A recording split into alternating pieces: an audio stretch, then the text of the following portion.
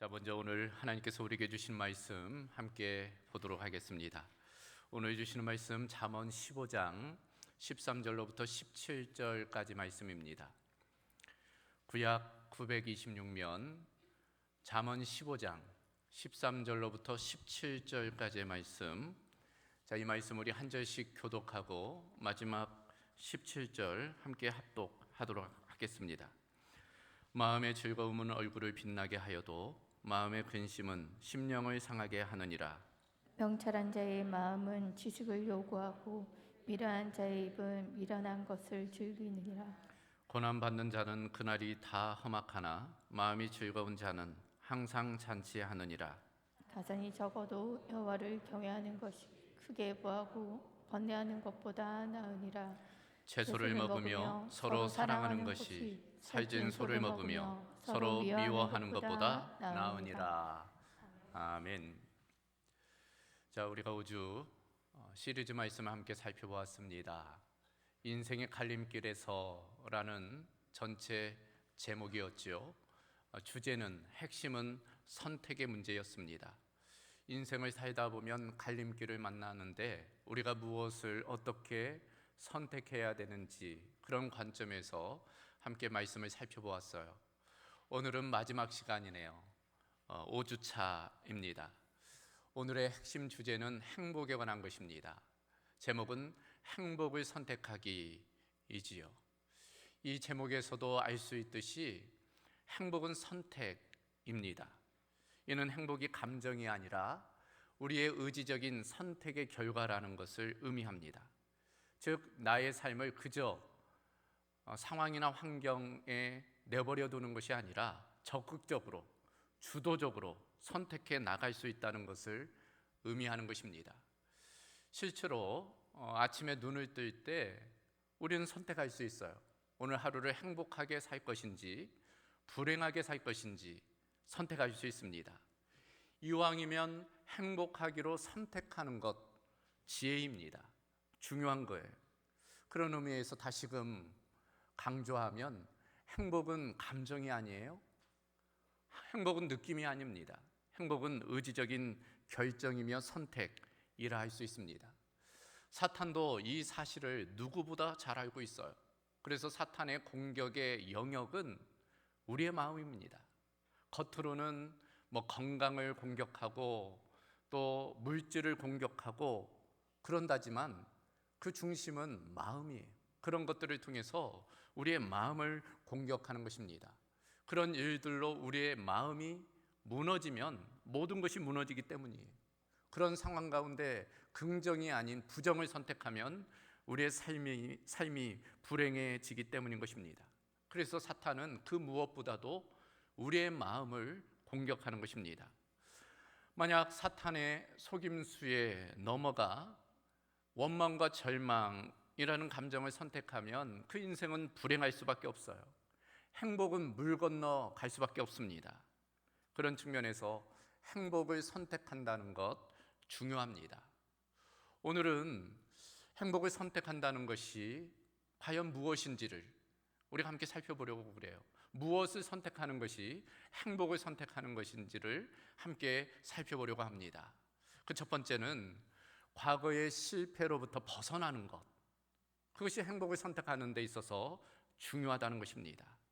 자, 오늘 본문 13절을 다시 보면 마음의 즐거움은 얼굴을 빛나게 하여도 마음의 근심은 심령을 상하게 하느니라 말씀하고 있어요. 여기 보면 근심이 등장해요. 이 근심이 우리의 행복을 저해합니다. 근심 가운데 빠지면 행복할 수가 없어요. 문제는 이 근심이 늘 과거의 실패나 실수와 연관되어져 있다는 거예요. 그래요, 처음부터 성공하는 사람들은 없어요. 누구나 마찬가지입니다. 모두 어떤 실패나 실수를 경험해요. 나도 그렇고 다른 누구도 마찬가지입니다. 그때 이 실패를 어떻게 다루느냐가 중요해요. 잘못 다루면 그 실패에 묶이게 돼요. 과거에 묶이게 됩니다. 그래서 오늘을 불행하게, 또 미래를 도모하지 못하게 되는 거예요. 그런 측면에서 이 과거의 실패를 다룬다는 것 중요합니다. 성경은 이 과거의 경험을 뿌리로 비유를 해요. 히브리서 12장 15절에 보면 너희는 하나님의 은혜에 이르지 못하는 자가 없도록 하고 또 쓴뿌리가 나서 괴롭게 하여 많은 사람이 이로 말미암아 더럽게 되지 않게 하라 말씀하고 있어요. 여기 보면 쓴뿌리가 등장하죠. 과거의 실패로부터 온 결과라고 할 수 있어요. 이 쓴뿌리가 마음 가운데 자리 잡으면 문제가 되는 것입니다. 그러면 그 인생이 불행하게 돼요. 행복한 삶을 살아갈 수 없는 것입니다.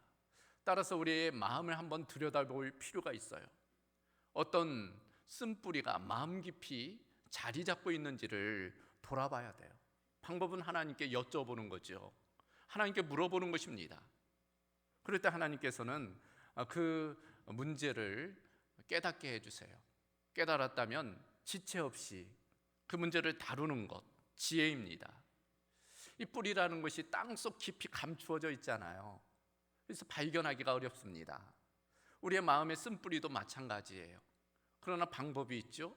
늘상 쓴뿌리는 쓴 열매가 맺히기 때문입니다. 그 열매를 보면 그 뿌리의 상태가 어떤지를 알 수가 있는 것이죠. 그런 측면에서 우리가 몇 가지 열매를 통해 우리 마음 깊숙이 감추어진 그 쓴뿌리를 발견할 수 있어요. 크게 두 가지를 생각해 볼 수 있습니다. 첫 번째는 원망이에요.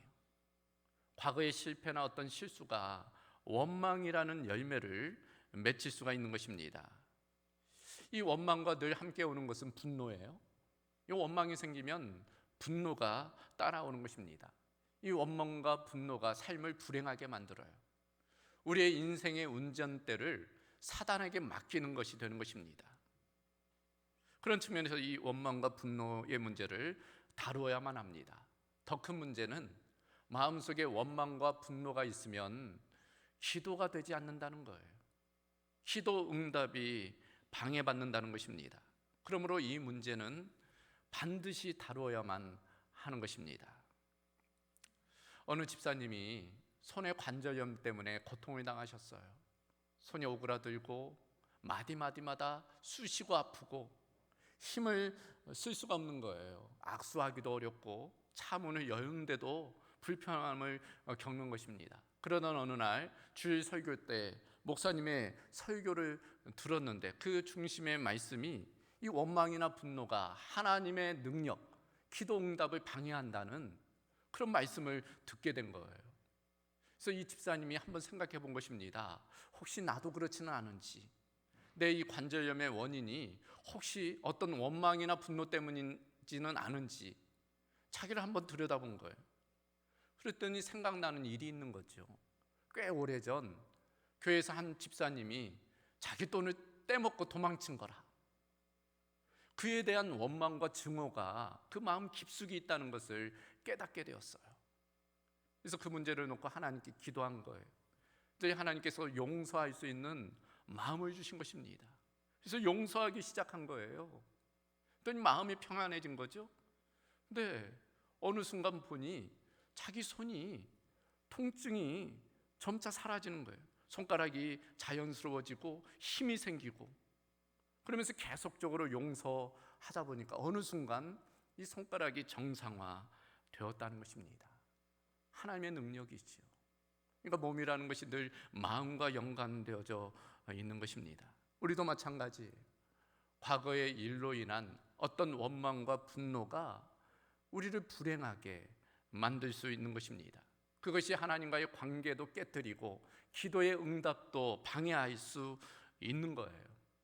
그러므로 마음의 평화와 기쁨 또한 행복을 원한다면 그 원망의 열매를, 쓴뿌리의 열매를 제거하는 게 지혜인 것입니다. 더불어 과거의 실패로 인한 그 열매는 절망감이라 할 수 있어요.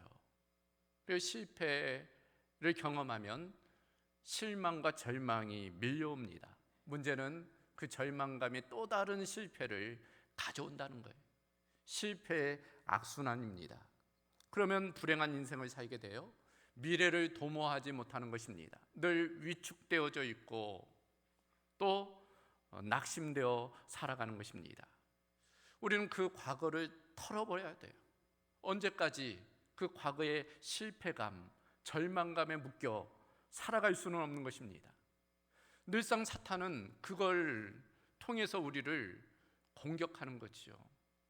거짓으로, 과장으로 과거의 실패를 더 확대 재상산하여 걱정하게 하고, 근심하게 하고, 염려하게 말고 하게 하고, 무기력하게 하고, 패배감에 찌들어 살도록 우리를 잡아 끄는 거예요.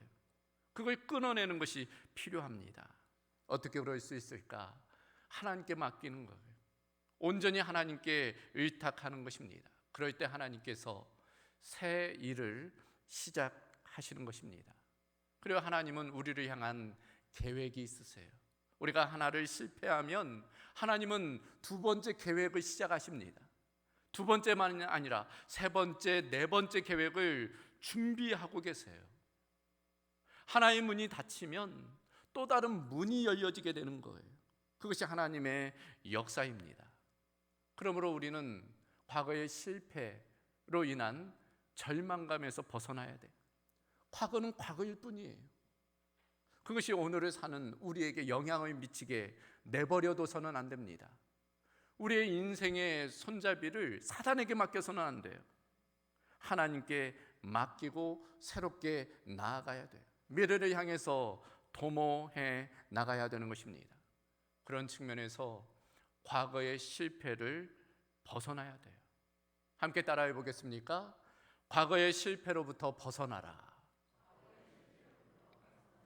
행복하기를 원한다면 그 과거의 실패, 그 묶임으로부터 자유케 되는 것이 필요합니다. 원망과 분노, 그 실망과 절망감에서 벗어날 때 오늘을 행복하게 살아가는 것입니다. 그런 은혜가 우리 모두 가운데 있기를 주님의 이름으로 소망합니다. 두 번째로 행복을 선택한다는 것은 무엇일까? 하나님의 때를 기다리는 것, 그것이 행복을 선택하는 두 번째 방법입니다. 오늘 15절 말씀을 보면 고난받는 자는 그날이 다 험악하나 마음이 즐거운 자는 항상 잔치하느니라. 여기 보면 그날, 항상이라는 단어가 나와요. 때와 관련된 단어입니다. 시간과 관련된 단어예요. 그래요, 시간이 있죠. 시간에는 크게 크로노스의 시간, 카이로스의 시간이 있어요. 크로노스의 시간은 일상적인 시간, 보편적인 시간이죠. 반면 카이로스의 시간은 특별한 시간입니다. 크로노스의 시간은 인간적인 시간이고 카이로스의 시간은 하나님의 시간이에요.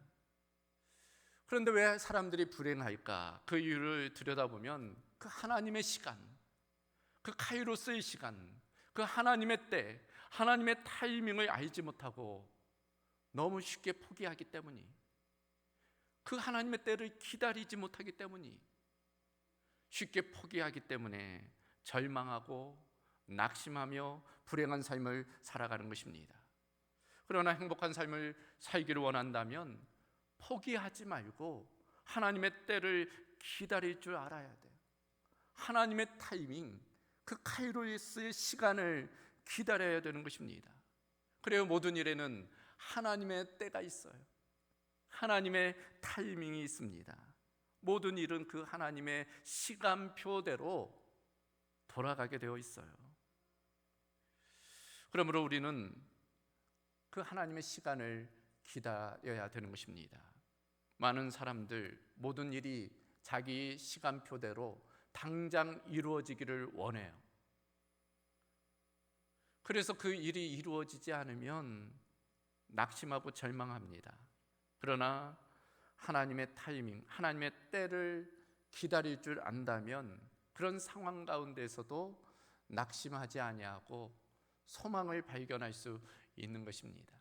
여러분, 강태공을 아시죠? 주나라 때에 그 강태공이라는 인물이 있었어요. 세월을 낚았다 하지 않습니까? 그 무수히 지나가는 시간, 그 시간이 그저 불행만 했을까? 그러지는 않은 거죠. 때를 기다리는 거예요. 자신의 때, 일할 때를 기다리는 것입니다. 그리고 그때가 왔을 때 효과적으로 능력을 발휘해서 주나라를 세우게 되지 않는 것, 되었던 것입니다.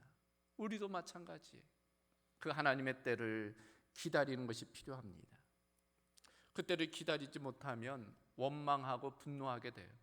구약의 하박국 선지자도 그랬습니다. 하박국이 활동하던 때 나라가 위태한 때였어요. 외세의 침입이 있던 때였습니다. 지도자들은 타락했지요. 우상이 창궐한 시대입니다. 악이 득세하던 그런 시대, 기도에도 응답되지 않는 것처럼 느껴지던 그런 때였습니다. 그때 이 하박국이 하나님께 원망해요. 하나님, 어떻게 이런 일들이 있습니까? 원망하고 분노하지요. 그때 하나님께서 뭐라고 말씀하십니까? 이 묵시는 정한 때가 있나니 그 종말이 속히 이르겠고 결코 거짓되지 아니하리라. 비록 더딜지라도 기다리라. 지체되지 않고 반드시 응하리라. 정한 때가 있다는 거예요. 하나님의 때, 하나님의 타이밍입니다. 그때는 우리가 보기에는 더딘 것 같지만 그러나 반드시 지체되지 않고 임하게 된다는 거예요. 다른 번역 성경을 보니까 1초도 늦지 아니하리라. 하나님의 시간, 그 정시에 반드시 이루어진다라는 말씀입니다. 우리는 그 하나님의 때가 언제인지 알지 못해요. 내일이 될지, 한 달 후가 될지, 1년 후인지 10년 후인지 우리는 알지 못해요. 그러나 분명한 것은 그 때가 이 말이라는 것입니다. 우리의 최선은 소망 중에 기다리는 거예요. 그럴 때 하나님의 때에 하나님의 방법으로 하나님의 일이 이루어지는 것입니다. 그리고 하나님은 보이지 않는 곳에서 일하고 계세요. 우리의 인생의 조각, 파편들을 지금 맞추고 계십니다.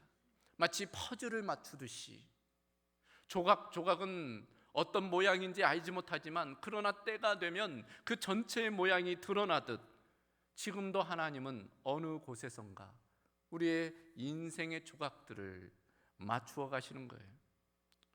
분명 하나님의 때에 그 모든 것들이 드러나게 되는 것입니다. 우리는 그 완벽한 하나님의 타이밍을 기다려야 되는 거예요. 다윗이 그랬습니다. 여러분, 다윗의 인생을 보면 그렇게 순탄하지만은 않았어요. 많은 형제들 막내로 태어나잖아요. 8번째 아들입니다. 목동이었어요. 그러던 어느 날 기회를 잡죠. 골리앗을 물맷돌로 쓰러뜨림을 통해서 일약 스타덤에 올라요. 그러나 그 후에 인생이 형통하지만 않았어요. 오히려 그 일로 인해서 시기와 질투를 받습니다. 사울 왕이 공격해요.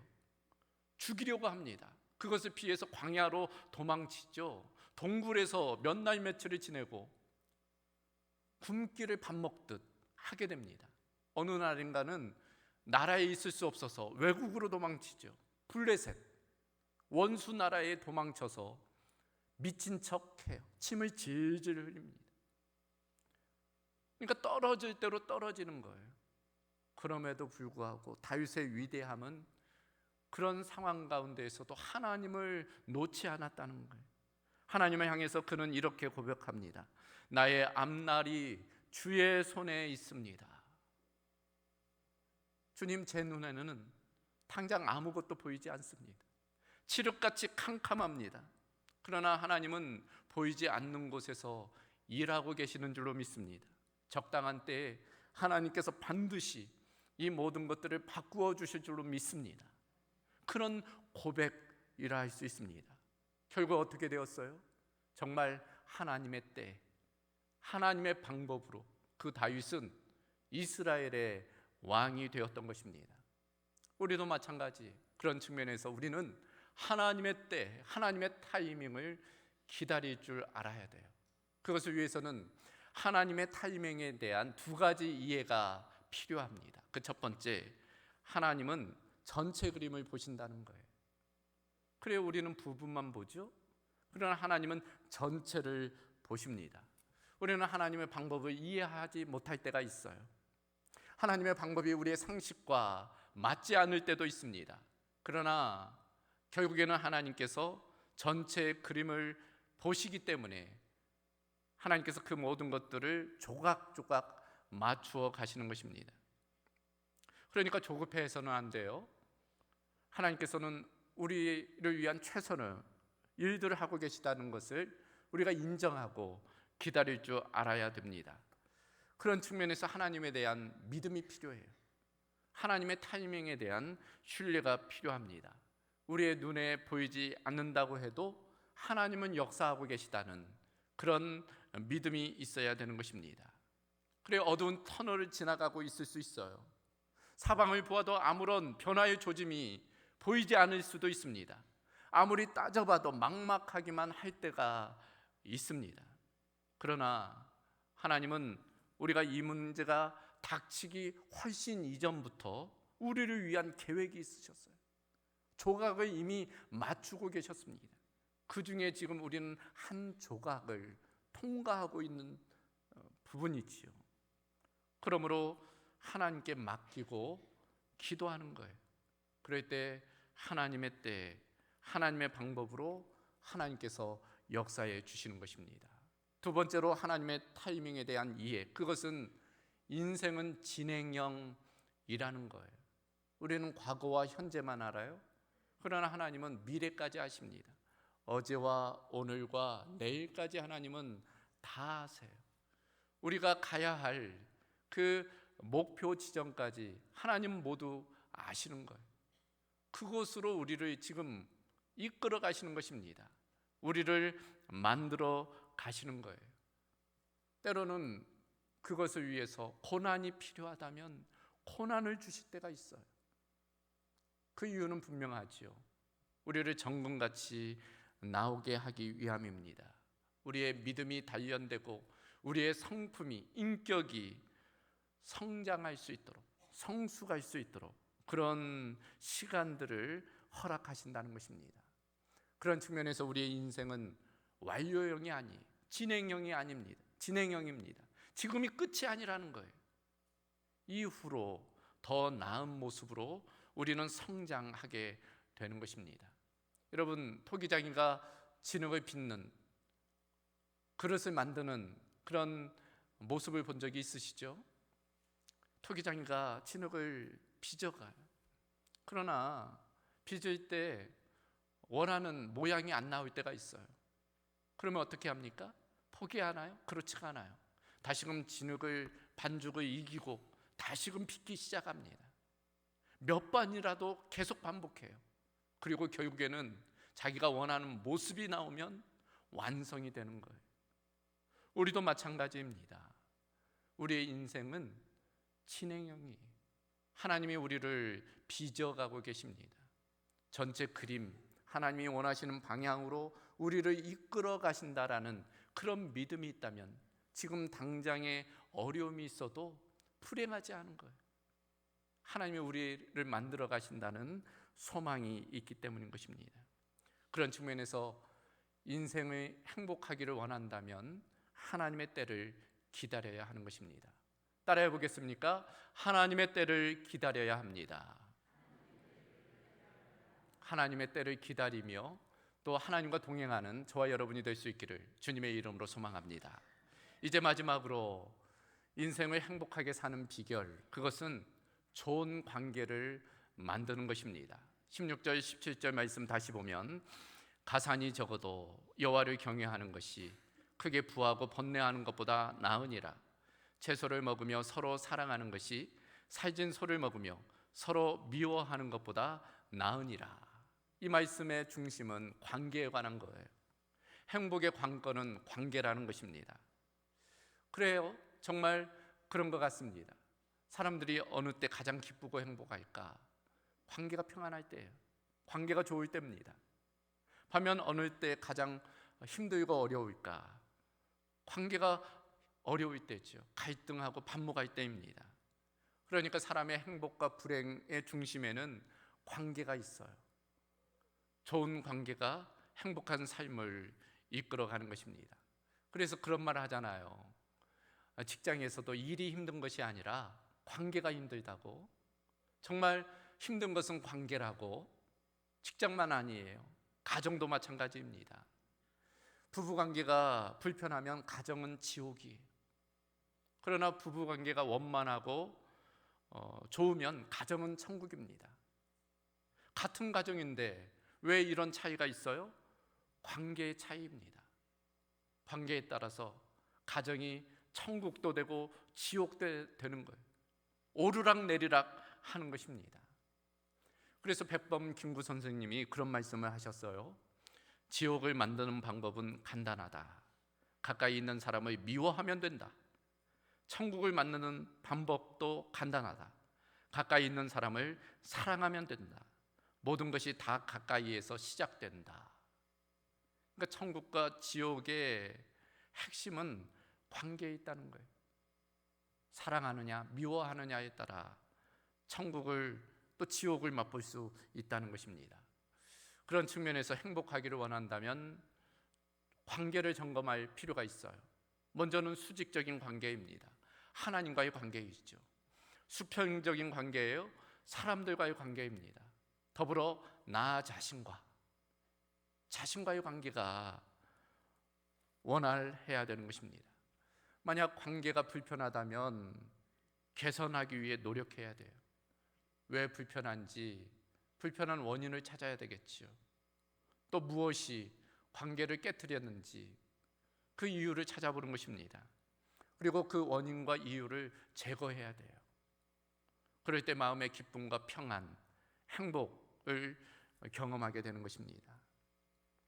저는 목사이기 때문에 성도들의 죽음을 종종 목도해요. 임종을 지켜볼 때가 있습니다.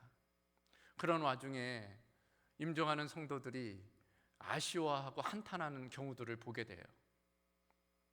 무엇일까요? 좀 더 돈을 벌지 못한 것을 아쉬워할까요? 좀 더 명예를 얻지 못한 것을 아쉬워할까요? 좀 더 지식을 쌓지 않은 것을 아쉬워할까요? 아니, 그런 사람은 한 사람도 못 봤습니다. 아쉬워하는 이유는 단 한 가지예요. 관계입니다.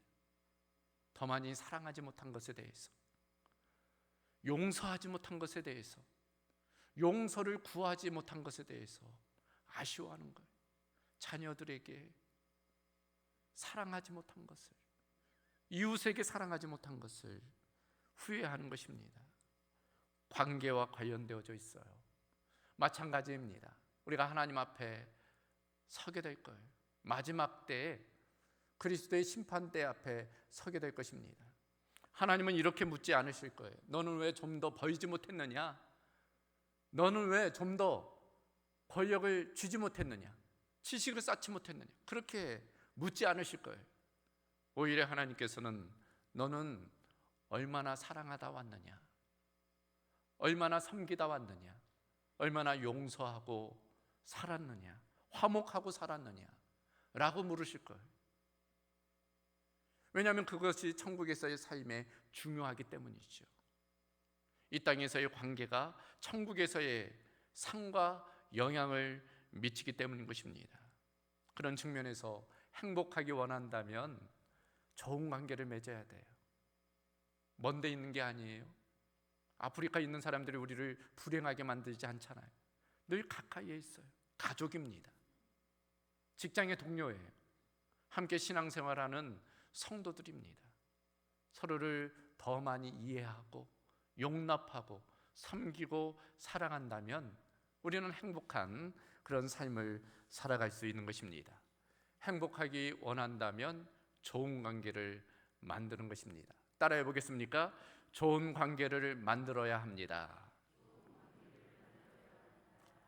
이제 말씀을 정리합니다. 오늘 5주차 행복을 선택하기로 시리즈 설교가 모두 마무리가 되었습니다. 이번 시리즈 전체의 제목은 인생의 갈림길에서이지요. 살다 보면 갈림길을 만난다는 거예요. 교차로를 만나는 것입니다. 어느 길을 선택하느냐가 그 인생을 결정하게 돼요. 순간의 선택이 10년을 좌우한다는 말이 있듯이 우리의 선택 하나하나가 우리의 인생을 만들어가는 것입니다. 그런 갈림길에서 왜, 어떻게, 무엇을 선택해야 되는지 5주간 우리가 함께 살펴보았어요. 이번 시리즈 설교의 전체 주제 성구는 요한복음 14장 6절 말씀이죠. 우리가 다 아는 말씀입니다. 한번 이 말씀 우리가 마음을 담아서 같이 읽어보도록 하겠습니다. 예수께서 이르시되 내가 곧 길이요 진리요 생명이니 나로 말미암지 않고는 아버지께로 올 자가 없느니라. 아멘. 행복을 선택하는 그 방법에 관한 것입니다. 길 되시고 진리 되시고 생명 되시는 예수님을 선택하는 것이 가장 최선의 선택이라는 의미예요. 다시금 말씀을 드리지만 인생은 B2D입니다. 그리고 그 사이에는 C가 있어요. B는 birth, D는 death, C는 choice. 태어나면서부터 죽음에 이르는 그 과정의 선택의 연속이 인생이라는 거예요. 초이스, C죠. 그렇다면 가장 좋은 초이스, 최선의 초이스는 무엇일까? 크라이스트, C, 크라이스트, 예수 그리스도를 선택하는 거예요. 그것이 우리 인생의 최선의 선택인 것입니다. 때마다 만나는 그 갈림길에서, 그 갈림길 교차로에서 우리가 예수님을 선택할 수 있다면 그러면 우리의 인생이 행복하게 되는 것입니다. 그런 측면에서 늘 주님을 선택하고 주님과 동행하는 우리의 삶이 되어야 할 줄로 믿습니다. 그런 은혜가 우리 모두 가운데 있기를 주님의 이름으로 소망합니다. 하나님 감사합니다. 인생의 갈림길에서라는 주제로 5주간 하나님의 말씀 나누게 하심을 감사합니다. 선택의 갈림길에서 그 무엇보다도 우리가 주님을 선택하는, 예수님을 선택하는 그런 결단이 있게 하여 주시옵소서. 길 되시고 진리 되시고 생명 되시는 예수님을 통해서 또 하나님을 만나며 또 하나님으로부터 은혜를 누리며 또 경험하며 그 은혜를 나누는 삶이 될 수 있도록 하나님 역사하여 주시옵소서. 모든 것 주께 감사드리오며 우리 주 예수 그리스도의 이름으로 기도하옵나이다. 아멘.